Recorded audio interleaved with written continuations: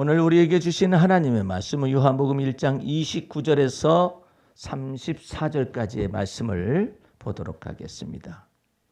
이튿날 요한이 예수께서 자기에게 나오심을 보고 가로되 보라 세상 죄를 지고 가는 하나님의 어린 양이로다.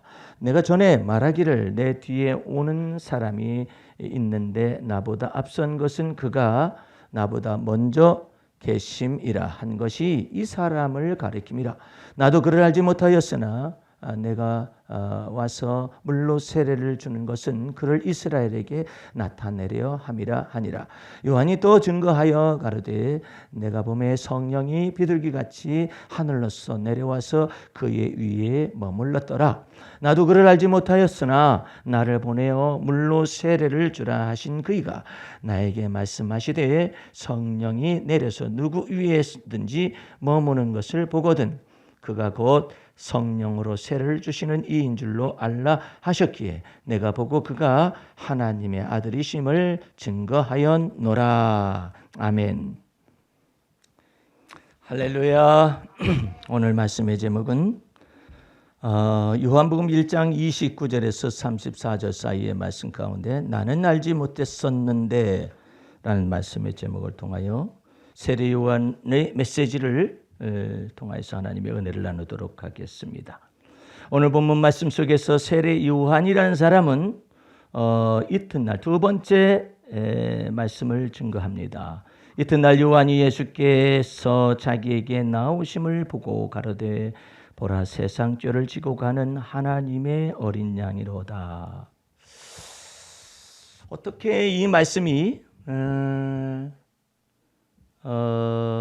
이게 출애굽기 속에서 유월절 어린 양에 관련된 내용을 시대를 넘나들어서 하나님의 지혜와 하나님의 계시의 정신을 이 세례 요한에게 주어서 그 말씀이 그대로 성립되고 또한 여자의 후손으로 오실 예수 그리스도에 관련된 내용까지 연결된 내용으로서 이 내용이 지금 연계되어 있는 것이거든요.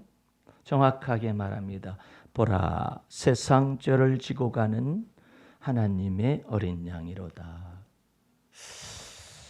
이 말씀은요 굉장히 아주 모세 율법 시대를 마감하는 엄청난 말씀을 내포하고 있는 것이고 믿음의 조상 아브라함과 또한 모세가 출애굽 사건을 했었을 때 유월절 어린 양에 관련된 이와 같은 내가 너의 그 피를 볼 때 하면서 그 피라고 그러잖아요.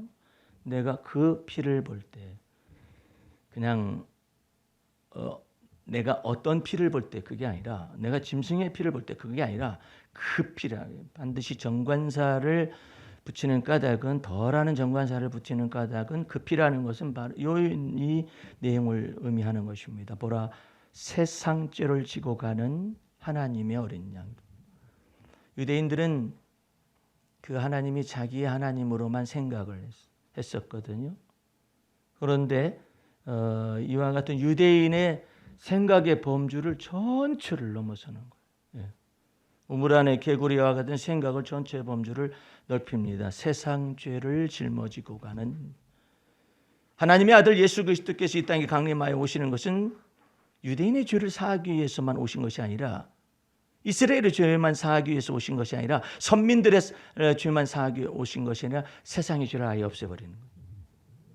왜냐하면 혈통의 조상 아담의 유전한 망령된 행실을 통하여 죄가 세상에 들어왔고 죄로 말미암아 사망이 들어왔으며 사망으로 말미암아 마귀가 이 세상의 권세 잡은 자여 세상 임금으로서 왕노릇을 하고 있었다 이 말이죠.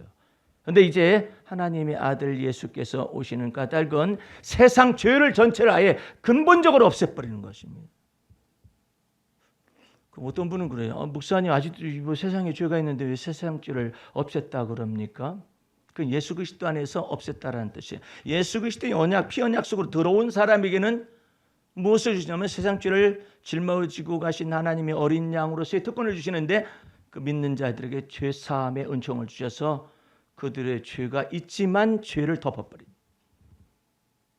그들의 허물이 있지만 그 허물도 덮어버린 예수 그리스도 안에서만 그리고 그 하나님의 어린 양이라는 것에 굉장히 중요한 내용입니다.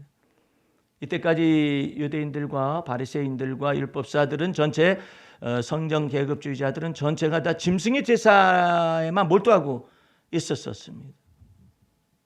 그랬는데 세례 요한은 성령의 충만함을 어려서부터 어머니 뱃속에로부터 성령 충만함을 받아가지고 나는 알지 못하였었는데 나를 보내 증거하라 하신 그 하나님께서 저 사람이 있는데 저 사람은 보라 세상 죄를 지고 가는 하나님의 어린 양이로다라고 증거하겠다. 엄청난 것입니다. 그러니까 이와 같은 내용들은 이 말 한마디 한마디가 유대인들이 들을 때는 아니면 바리새인들이나 율법사들이나 아니면 성전 계급주의자들에 속한 사두개인들과 같은 사람들이 들을 때는 이 내용 뜻을 몰라서 그러죠. 완전히 뒤집어 엎어버린. 예. 성전 시대를 종말을 고하는 것이고 건축물로서의 성전 시대를 종말을 고하는 것이고 율법 시대의 종말을 고하는 것이고 이제 하나님의 어린 양으로서 오신 세상 죄를 짊어지고 위해서 하나님의 어린 양으로 오신 그분께서의 시대 속에서 오시는 것이다. 이 내용을 지금 전달하고 있는 것이거든요. 그러니까 그것을 깨닫는 사람들은 겁이 나는 것입니다. 바리새인들과 율법사들과 사두개인들이 겁이 나는 거예요. 너 누구냐? 너 그리스도냐? 나는 아니다. 나는 그리스도가 아니라. 너는 그러면 엘리야냐? 나는 아니라. 그러면 네가 바로 그 선지자냐? 나는 선지자가 아니다. 그러면 너는 너에 대해서 누구라 하느냐? 그러니까는 이 사람이 말하는 것이요. 엄청난 말을 막 속에서 쏟아내는 거예요. 너는 누구냐 물어보니까 나는 선지자 이사야의 말과 같이 주의 길을 곧게 하라고 광야에서 외치는 자의 소리로다.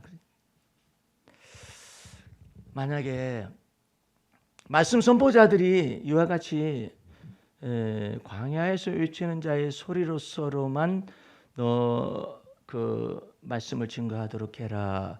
이와 같은 내용에 순종하고 복종하면 얼마나 좋겠어요. 그런데 하나님의 말씀에다 섞습니다. 이렇게 자기 생각을 섞고 자기의 도덕적인 생각을 섞고 자기의 율법적인 판단을 섞어가지고 말씀 하나님의 말씀이라고 하면서 막 선포를 합니다. 그게 자기 자신들의 얼마나 커다란 올무가 되고 그것이 얼마나 커다란 죄가 되어지는 것에 관하여서는 여러분들이 모세의 영성을 이미 수차례 걸쳐서 무리바 반석 속에서 이스라엘 회중을 갖다가 하나님께서 그리스도 예수 안에서 저들을 따르는 신령한 반석인 그리스도를 통하여서 저들의 이스라엘 백성들의 허물을 보지 아니하시고 죄악을 넘기셔서 신령한 음료를 주시고자 원하는 하나님의 뜻 안에서 이스라엘 백성들에게 그래 저들에게 사악하고 패역한 그런 백성이지만 저들의 허물을 그리스도 안에서 넘기신다. 그래가지고 물을 주도록 해라. 말을 했으면 말을 들어야 하잖아요. 근데 이 모세가 특별히 이 모세가 그러지 아론이 그런 말을 하겠어요? 모세와 아론이 말을 하는 것입니다. 이 패역한 족속들아. 아니 광야에서 외치는 자의 소리만 전하라니까. 너는 하나님의 능력의 지팡이를 가지고 올라가서 반석 위에 서서 반석을 명하여서 물을 내어 저들에게 마시우게 하라. 하나님께서 그렇게 말씀하셨으면은 이 속에서 끓어오르는 막 패역한 족속들이라는 생각이 끓어오르더라도 나는 광야에서 외치는 자의 소리로 이렇게 되면 좋잖아요. 사람은 마음속에 있는 것이 튀쳐나오잖아요. 마음속에 있는 것이 튀쳐나와가지고 뭐가 이 패역한 족속들아 그래. 패역한 무리들아. 이스라엘 백성들을 향하여서. 아니 패역한 무리인 것이 틀리다는 말이 아니에요. 하나님이 이스라엘 회중을 따르는 신령한 반석이신 그리스도로 말미암아 신령한 음료를 주기 위하여서 반석 위에 서서 반석을 명하여서 물을 내어 마시도록 해라. 이렇게 말씀하셨으니까 그대로만 하면 되는 거 아니에요. 근데 거기다 대고 왜 이 패역한 족수들아. 이 패역한 무리들아라고 말을 하기 때문에 그 다음 말이 망령된 말이 나온 거예요. 우리가 너희에게 물을 주랴? 아니 모세와 아론의 차이가 뭔데? 아니 생각해봐요. 나는 처음에 어렸을 때는요. 뭐 물 내라고 하면 물 나오는 것이지 뭐. 이것은요 안반수예요. 아니 연장도 없고 도구도 없이 에? 어떻게 자기네들이 물 낼 수 있대? 에? 아니 여기 흐르는 물이 쓴물이라면은 쓴물을 갖다가 하나님께서 지시한 나무를 갖다 던져라 하니까 쓴물이 단물이 되어서 이미 흐르고 있는 물을 단물 되어 가지고 마시게 한 사건도 놀라운 얘기지만 이건 지금 안반수잖아요. 이 거대한 반석에서 어떻게 우리가 너에게 물을 내랴? 이게 가능하냐 말이야. 하여튼 망령이죠, 망령이죠. 예? 그러니까 주님께서 여호와 하나님께서 백성들의 패역함을 알아요. 아는데 이 패역한 무리들을 따르는 언약의 주님이신 그리스도께서 신령한 반석이신 그리스도께서 저들에게 신령한 음료를 주기 위하여서 저들의 허물과 죄악도 다 넘기시고 그리스도 안에서 덮으셔서 하나님이 은혜를 베푸시는 거란 말이에요. 그게 하나님의 거룩함이에요. 어떤 것이 거룩함이냐? 그리스도가 여러분과 나의 거룩함이에요. 할렐루야. 예? 여러분과 내가 도덕적으로 완성되거나 이래가지고 거룩함이 있거나 내가 도덕적으로 깨끗하기 때문에 거룩한 것이 아니에요. 예? 그리스도가 여러분과 나의 거룩함이에요. 어디에 설 수 있는 거룩하신 하나님 앞에 설 수 있는 거룩함이에요. 그리스도가 하나님 의로우신 하나님 앞에 설 수 있는 그리스도가 나의 의로움이신 거예요. 여러분들에게 언제나 그렇게 믿어야만이 하나님의 은혜가 그리스도 안에서 내게 은혜 되는 것이고 그 하나님의 은혜가 나를 완전케 하시는 거예요. 여러분들은 이 모든 것을 떠나면은 안 돼요. 사랑하는 자들아, 사도 바울이 그러잖아요. 너희 안에 그리스도가 계신 줄을 알지 못하느냐. 너희 속에 그리스도가 계시지 아니하시면 너희는 버리운 자니라. 그러므로 우리 전철을 타시고 이 코로나 질병의 이 숲을 헤치고 다니는 우리 권사님은 기도는 간단해요. 주님, 제가 오늘 기도가 부족했어요. 그래도 불쌍히 여겨주세요. 이렇게 하면 안 돼요. 주님, 제가 제대로 살지 못했어요. 주님, 불쌍히 여겨주세요. 이렇게 말하면 안 돼요. 그럼 어떻게 하느냐? 주님, 제가 비록 제대로 기도 생활도 못하고 주님 뜻대로 살지도 못했지만 그리스도는 저희 마음에 거하십니다. 이렇게. 그리스도를 마음에 거하게 하여 주로 삼아 거룩하게 하거라. 이걸 항상 잊어서는 안 돼요. 그리스도가 내 안에 거하십니다. 어떤 사람은 그래요. 그러면 양성 확진자가 된 사람 그리스도인은 어떻게 살아야 합니까?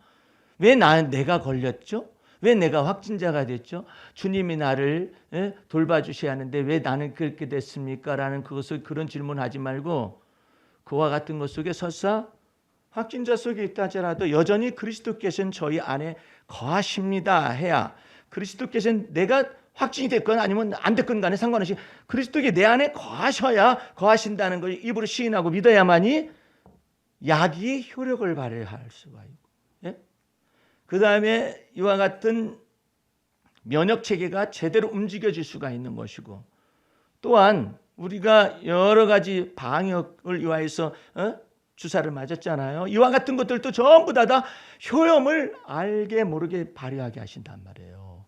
그러니까 그리스도께서 저희 안에 거하십니다. 질병관리청에서 공식적으로 통보를 했어요. 양성 판정이 난다 할지라도 3차 접종을 한 사람은 독감으로 수준이 떨어집니다. 이렇게 발표했어요. 그러니까 그것을 두려워해서는 안 돼요. 물론 양성 판정을 받지 않거나 확진자가 되지 않는 것은 1차적인 하나님의 은혜예요. 그런데 내가 연약해서든지 뭐가 됐든지 간에 어떻게 그와 같은 판정이 났다 할지라도 그리스도는 제 안에 거하십니다. 이걸 말해요. 자, 우리 시편 91편 가보세요. 흥미진진한 말씀을 제가 읽어드릴 테니까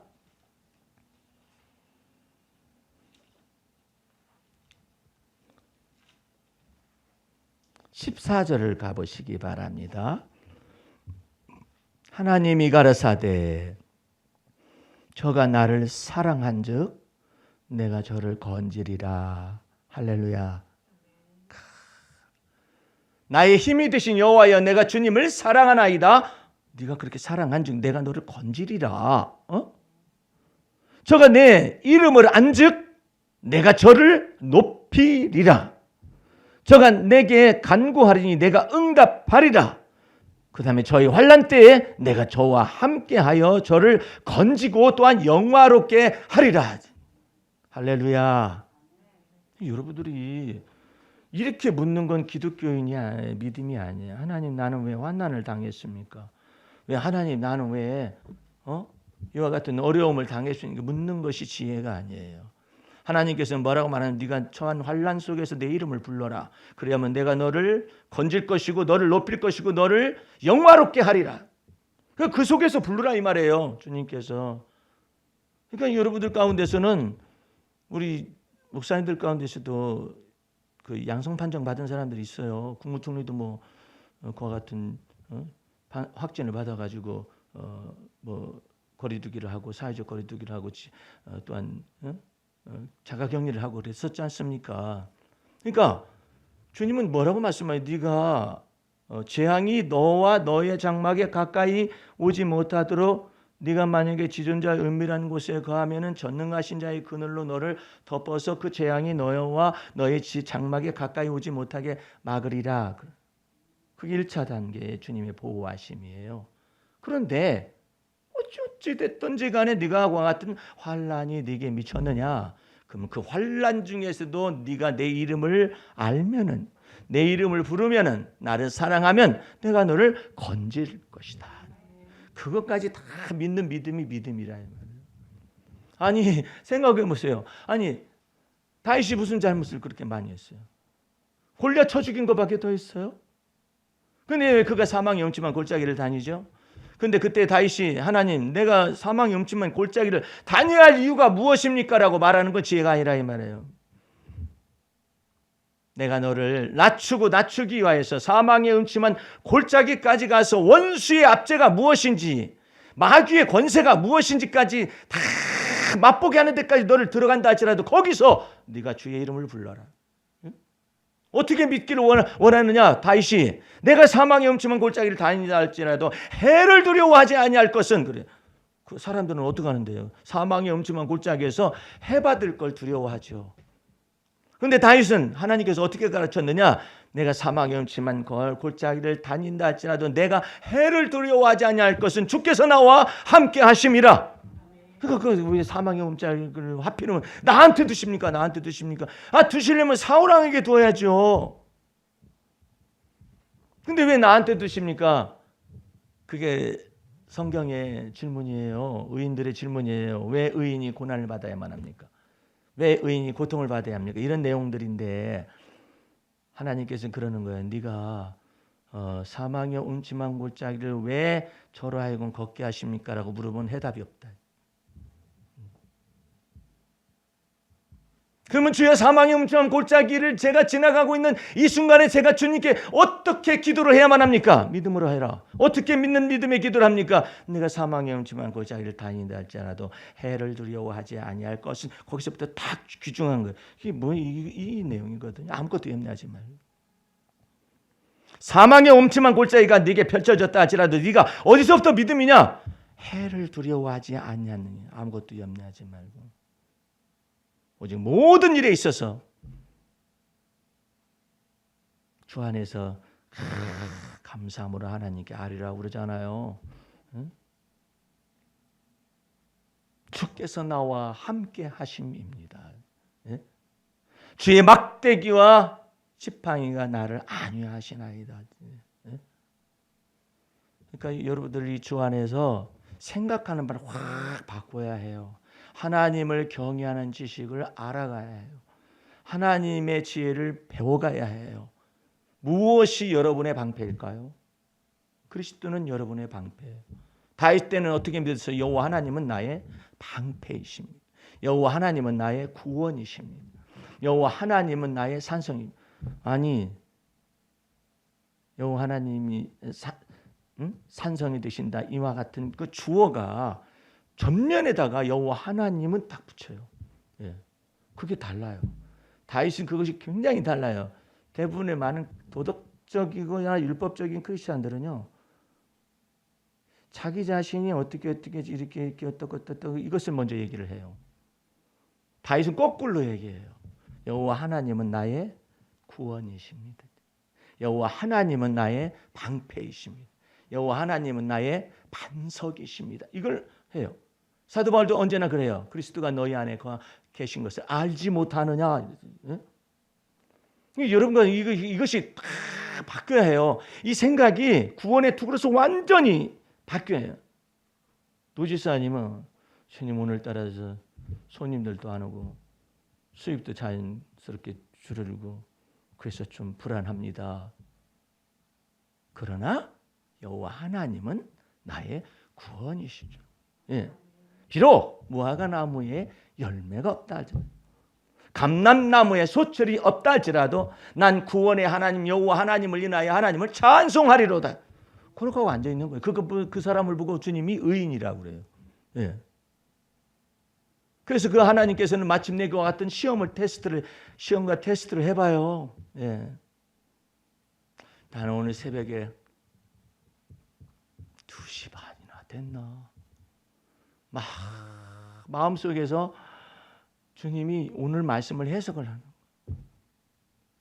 그러면서 사도 요한이 사도 요한은 금수저가 아니에요. 출신이요. 이거 물고기 잡던 어부이고 무식한 사람이고, 아이고 또 두뇌의 내부 구조도 복잡하다는 사람. 지난번에 계속해서 말씀드렸던 이 사도 요한의 이 대가리 수준이, 아이고 무엇이 나오는가 툭 던져봤더니 이 대가리하고 대나무가 가슴 속에 있어가지고 이거 툭 터져 나오면서 한다는 얘기가, 주여 우리가 하늘에서 불을 명하여 내려서 저들을 살라버리시길 원하나이까. 이런 인간이에요. 예? 두뇌 구조 자체가 그래요. 이 가슴 속에 이것도 발달이 안 돼 있어가지고, 예? 그리스도의 심장이 있는 것이 아니라 지멋대로야. 지멋대로. 예. 그런 사람을 너는 나를 따라오너라. 내가 너를 사람을 낚는 어부가 되어지게 하리라. 그러더니 어부 되어지게 만드는 것이 아니라 사람 만드는 작업을 주님께서 행하시는 거예요. 예? 그런 사람이 놀랍도록 변화를 받았어요. 변화받아가지고 하나님의 형상의 아름다움으로 회복을 시키잖아요. 하나님의 형상의 아름다움이 뭐냐면은 세상에 본래 하나님께서 하나님의 형상을 쫓아서 인간을 하나님의 형상으로 지어 만들자 해가지고 만들었잖아요. 그 하나님의 형상의 본래적인 하나님의 형상에 인간에게 주었었던 그 하나님의 형상의 아름다움이 뭐냐? 그것은요, 태초에 말씀이 계시니라 하는 그 태초라는 영원전의 시간, 시간이라고 말할 수가 없는 그런 영원 속에 있는 바 하나님의 영원한 시간을 다른 말로 하면 영생이라고 하는 거예요. 예? 그것을 보게 하시잖아요.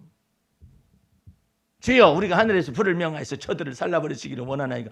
이런 인간이 놀랍도록 그리스도를 쫓아가서 변화받아서 태초에 있는 하나님의 말씀에 관하여는 우리가 본 바요 만진 바요 그 손으로 만진 바요 하면서 이 요한 1세에 말을 하잖아요. 그와 같이 사람이 변화가 되어지고 그리스도 예수 안에서 하나님의 사귐이 나타나지니까 놀랍도록 하나님께서 사도 요한에게 지혜와의 계시에 정신을 주시는 거예요. 어떤 정신 빼고, 이 정신 나간 정신 빼고, 예? 하늘에서 주여 우리가 뿔을 명하사 저들을 살라버리기를 원하니, 이와 같은 이 정신 빼고 변화가 되어져 가지고 하나님의 지혜와 계시의 정신을 주어서 사도 요한으로 하여금 태초에 말씀이 계시니라. 그 말씀이 하나님과 계셨으니 놀라운 하나님의 형상의 아름다움을 봐라. 내가 그 소리 듣고 깼어요.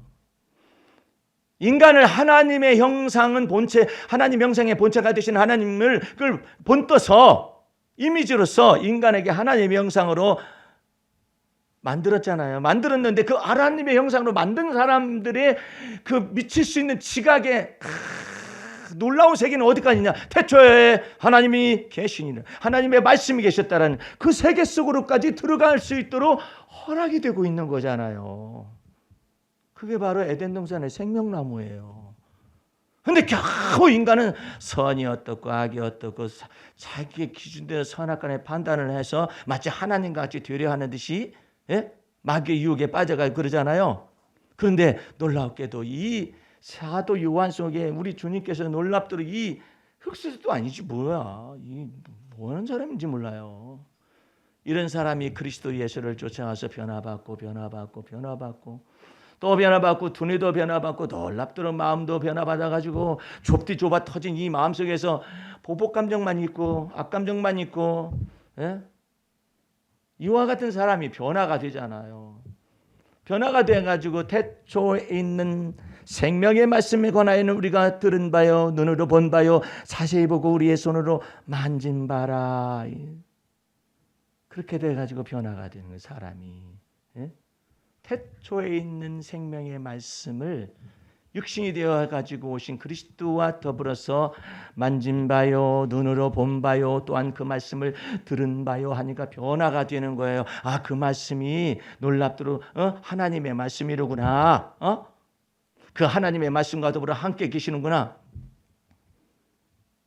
내가 새벽에는 또 잠이 안 와가지고 다니엘서를 이렇게 좀 읽게 됐어요. 다니엘서를 이렇게 읽게 됐는데, 이 다니엘 선지자가 이제 메데파사를 멸망을 시킨 그 메데파사 왕국에 이르기까지 다니엘이 있었는데, 그때 그 왕이 다니엘을 시기하고 모함하는 무리들이 다니엘이가 총리 가운데 3명의 총리 가운데 하나였는데 그 중에 가장 높은 어른이었어요. 근데 이 사람을 그 막 시기하고 질투하는 무리들이 그 왕을 꼬여가지고 왕 위에는 누구에게든지 경배하거나 기도하거나 그런 사람들은 전부 다 사자굴에 집어넣기로 하시죠. 그러니까 이 왕이 거기다 어인을 딱 찍었어요. 근데 다니엘은 그와 같은 어인이 찍힌 것을 모르고 하루에 3번씩 예루살렘을 향하여 창문을 열어놓고 거기서 계속 기도를 했어요. 하루에 3번씩요. 그러니까 유대인들의 결례를 쫓아서 기도를 했던 모양이에요. 그렇게 기도를 한 것을 사악한 무리들이 고발을 한 거예요. 그러니까 그 왕이 어쩔 수 없이 다니엘을 사자굴에다 집어넣을 수밖에 없었어요. 그래가지고 이 왕이 사자굴에다가 다니엘을 집어넣을 수밖에 없다라는 것을 알면서 왕이 가가지고 금식을 해요. 다니엘의 하나님, 너희 하나님이 너를 구원해 주시기를 원한다 하면서 이 왕이 금식을 거기 보니까 하루 금식을 하면서 하나님께 막 부르짖는 거예요. 다니엘의 하나님, 다니엘을 사자굴에서 건져내 주시옵소서. 이렇게 해가지고 이제 지나고 난 다음에 가서 보니까 다니엘아 하면서 거기 가서 그래요. 사자굴 앞에 이게 크게 사자굴이 있으면 거기다 큰 돌을 갖다가 못 나오도록 이렇게 막아놓은 거기에서 한 끼 금식을 한 이 왕이 가가지고 이방 왕이 가가지고 다니엘아 너의 사시는 하나님이 너를 구원하였느냐 이렇게 물어요. 그러니까 다니엘이 네 아멘 그래가지고 꺼내보니까 사자하고 같이 있어요. 이렇게 다니엘이가. 그러니까 왕이 진노해가지고 다니엘을 꺼내라 하고 난 다음에 이 모함한 이 무리들을 가족들 전체를 다 이끌어가지고 집어 던지는데 이 사람들이 던져지기 전에 사자가 막 움켜쥐어가지고 다 뼈째 남기지 않고 다 씹어버렸다는 내용이 나와 있거든요.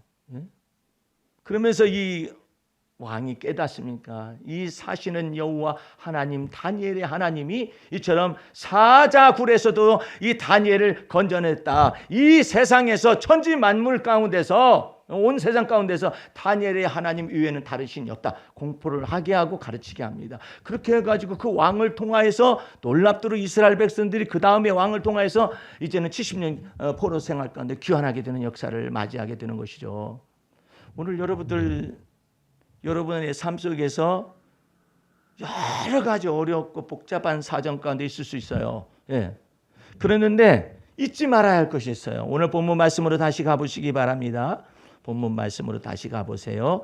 요한복음 2가지인데 첫 번째란 세상 죄를 지고 가는 하나님의 어린 양이로다 하는 이와 같은 내용이 그 그리스도가 여러분 안에 거하시다라는 사실이고, 두 번째 있습니다.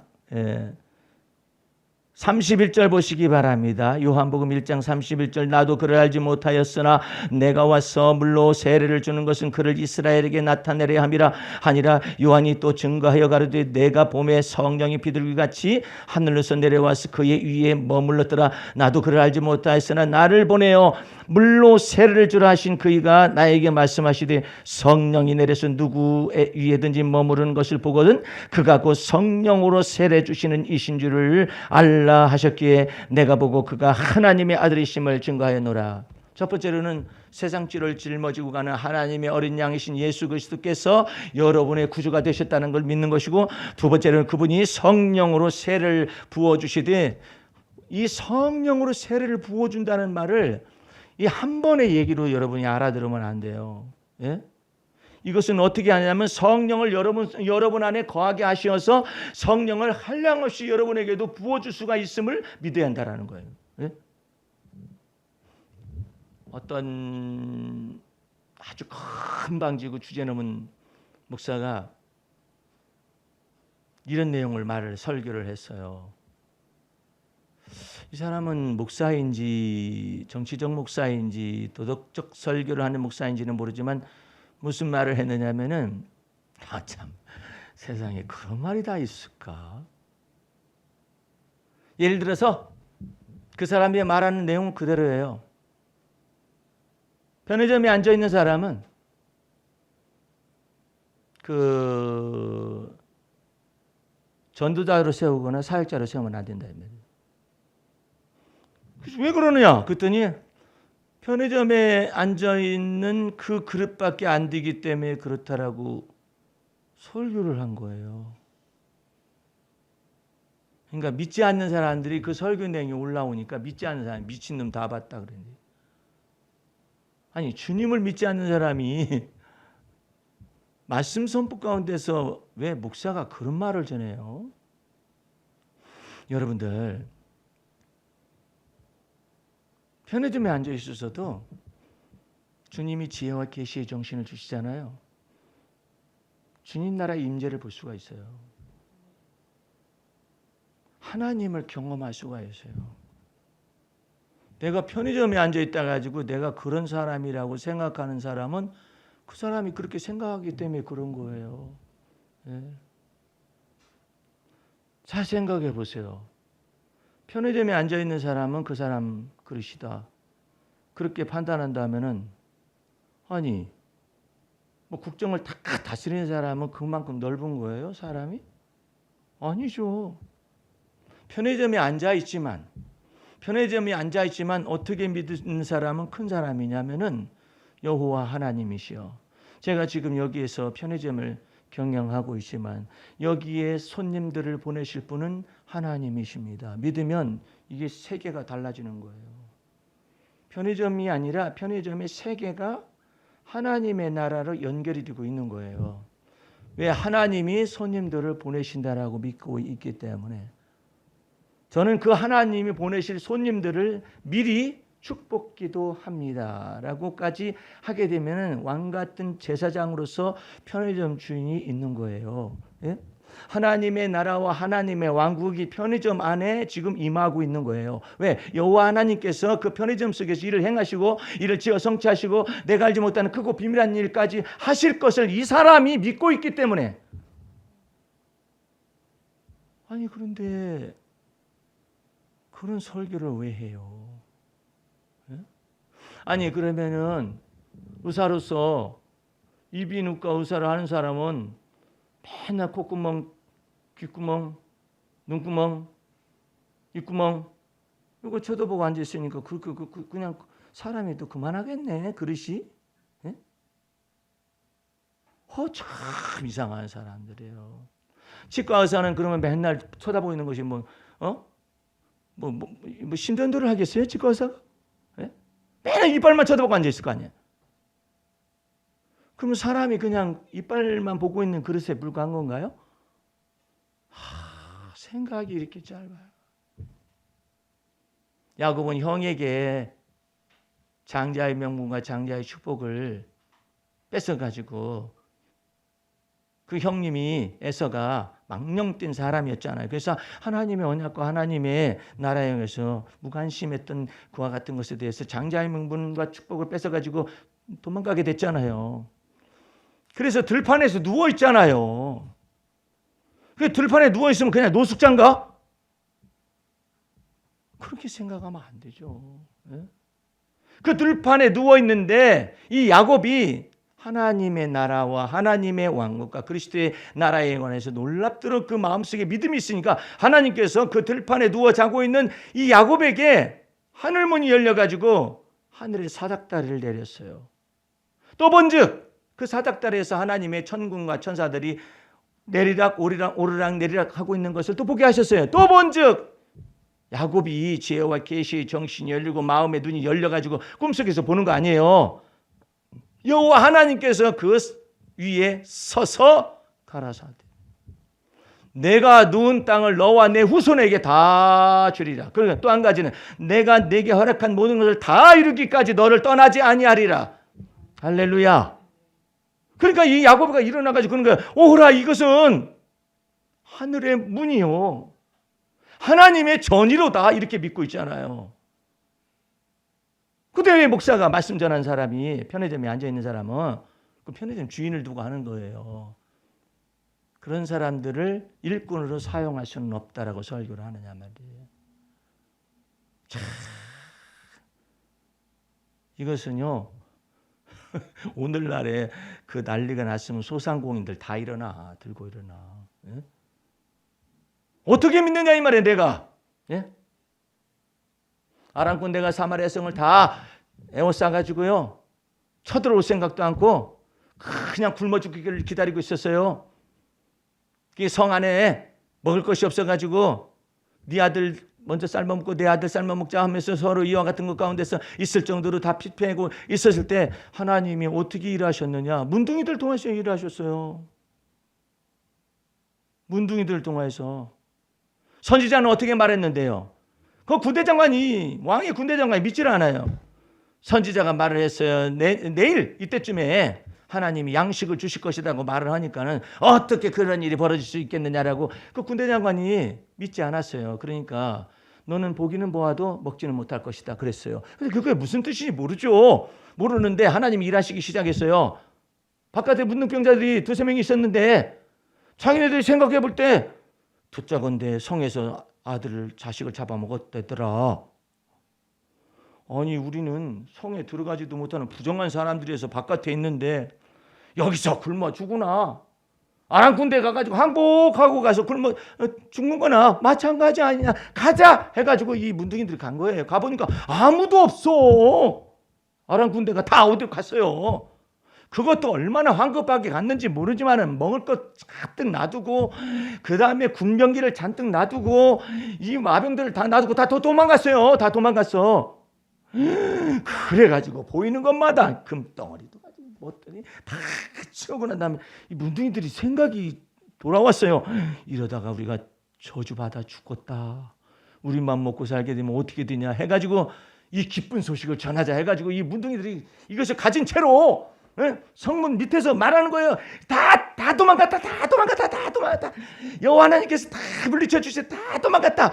그러니까 성문을 열고 다 나와가지고 그걸 다 탈취를 해가지고 양식을 금은 무화나 이와 같은 걸 다 탈취해가지고 성문 안으로 다시 막 들어가는데 그때 군대장관이 이렇게 있었거든요. 자기는 안 믿었었는데 성문에서 나갔다가 들어오는 사람들이 군대장관을 밀치니까 팔에 밟혀가지고 죽었어요. 보긴 봤는데 먹진 못하잖아요. 이런 일이 나타난 것을 볼 수 있는 것처럼 하나님께서 어디에서 어떻게 역사하실지 아무도 몰라요. 예?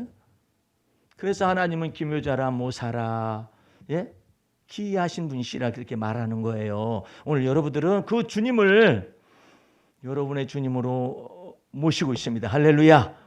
이제 그러므로 여러분들은 성령을 한량없이 부어줄 수가 있다는 걸 믿어야 해. 지금 사정이 안 바뀌어. 그래도 믿어야 해. 성령을 한량없이 부어내주고 있어요. 그래 믿어야 해. 예?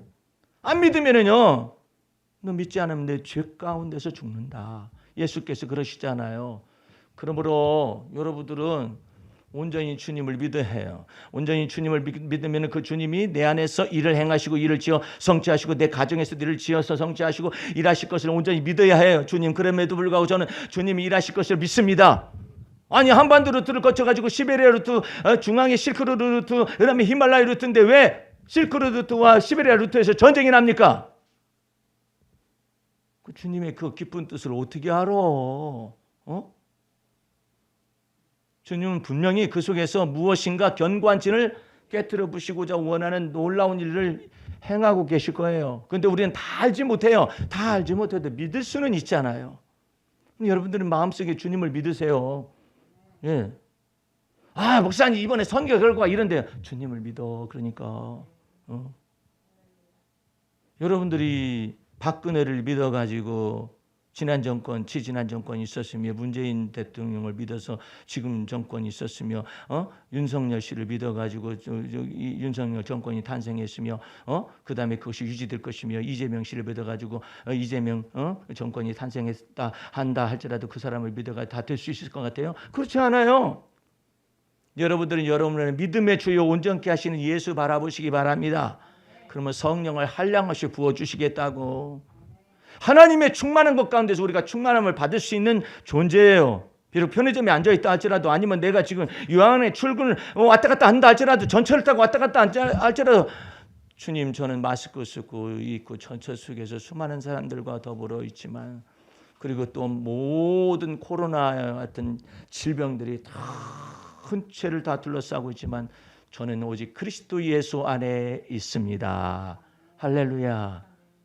마지막 말을 전합니다. 솔로몬이 전도서 1장이 1절에서 이와 같은 놀라운 얘기를 했어요. 세상을 바라보니까 헛되고 헛되며 헛되고 헛되니 헛되고 헛되도다.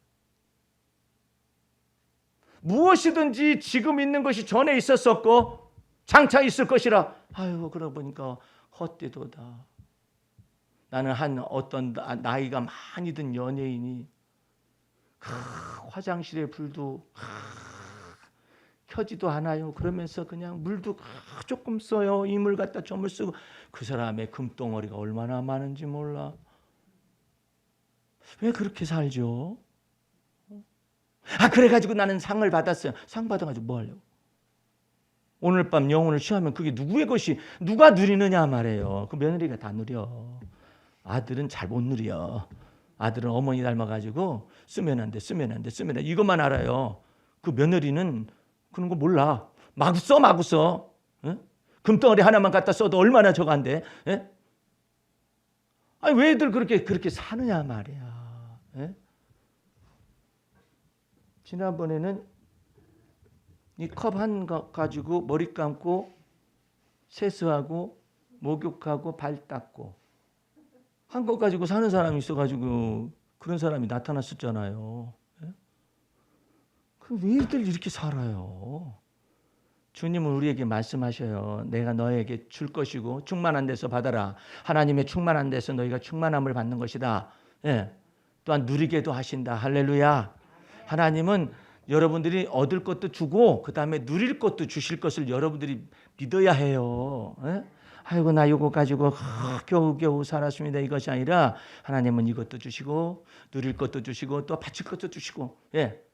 이것을 다 믿어야 해요. 마음속에 다 믿어야지. 넉넉하게 믿어야죠. 예? 내가 아는 어떤 집사님이 너무나 어려웠어요. 그래가지고 돈 빌려가지고 소상공인의 삶을 살았죠. 목사님, 저 어떻게 살을까요? 그걸 왜 나한테 물어요? 그럼 어떻게 해요? 목사님이 가까우니까 묻죠. 나한테 묻지 말고 주님이 집사님이 알지 못하는 크고 비밀한 일로 역사할 걸 믿어. 그랬더니 무엇인지 모르겠습니다만 믿겠습니다. 언제나 그래. 뭘 안다고 그래. 집사님이 뭘 알아. 일단 그렇게 했으니까 좋겠어. 역사할 줄 믿어. 그러더니 소상공인에서 몇백만 원 나오지 또 몇백만 원. 내가 분명히 그랬어요. 이거 상환 유예되든지 아니면 이거 삭감을 하든지 아니면은 전부 다 그럴 수도 있다. 이거 이거 비밀인데 지금 비밀도 아니네. 뭐. 예? 기도해서 받은 것일 뿐이에요. 그러더니 죽겠습니다. 그러면은 이재명이 그랬든 누가 그랬든지 간에 300만 원. 죽겠습니다. 그러면 또 300만 원. 죽겠습니다. 그러면 1000만 원. 참 희한하네. 폐업할까요? 뭘 따로 폐업을 해? 가지고 있어야지.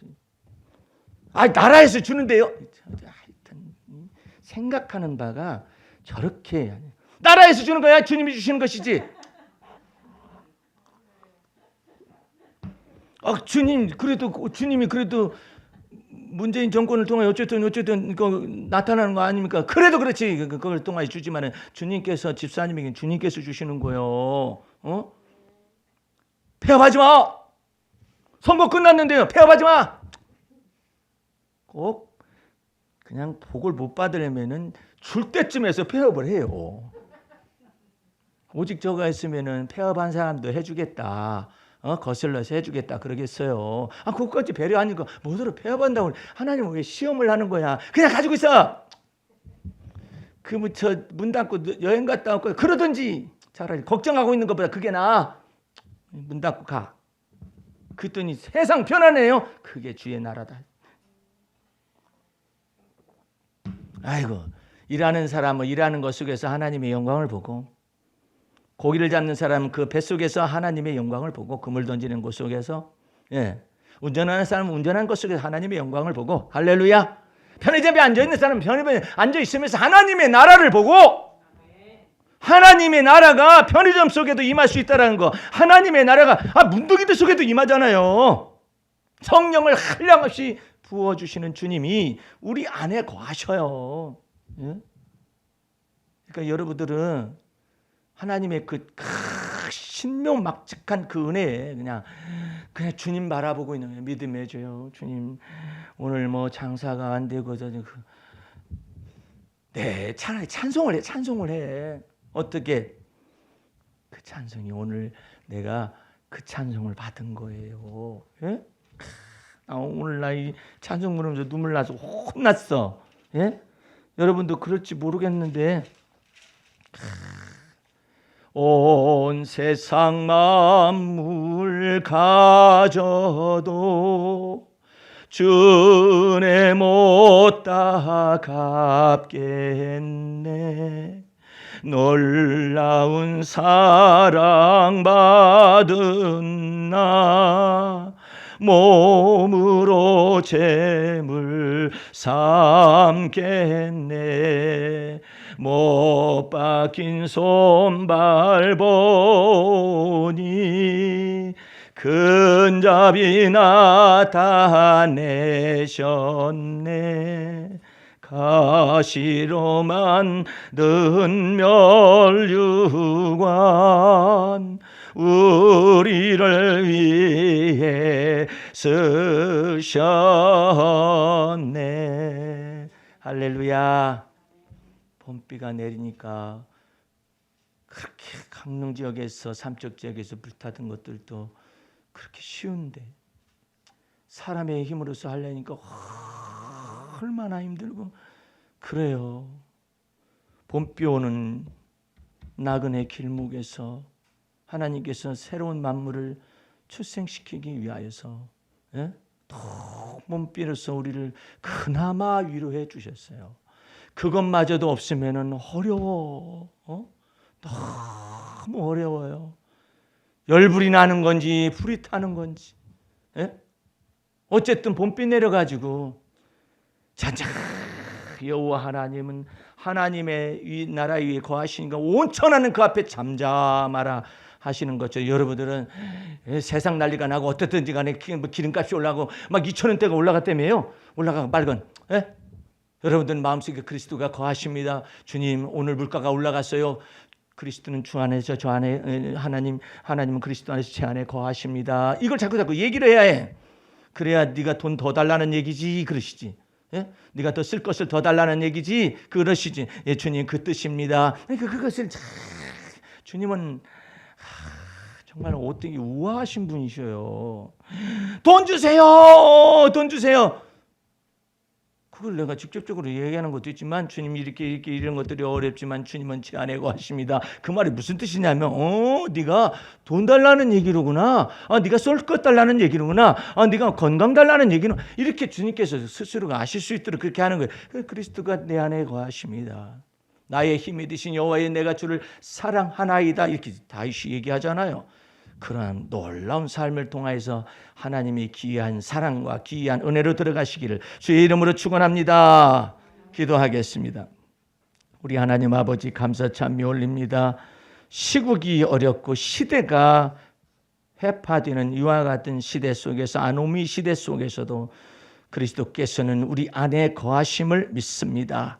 주를 믿는 믿음 안에서 우리의 살 길이 있으며 주를 믿는 믿음 안에서 주님께서 우리에게 기이한 일을 행하셔서 역사하실 것을 믿사옵고 모든 말씀을 예수님의 이름으로 기도하였습니다. 아멘.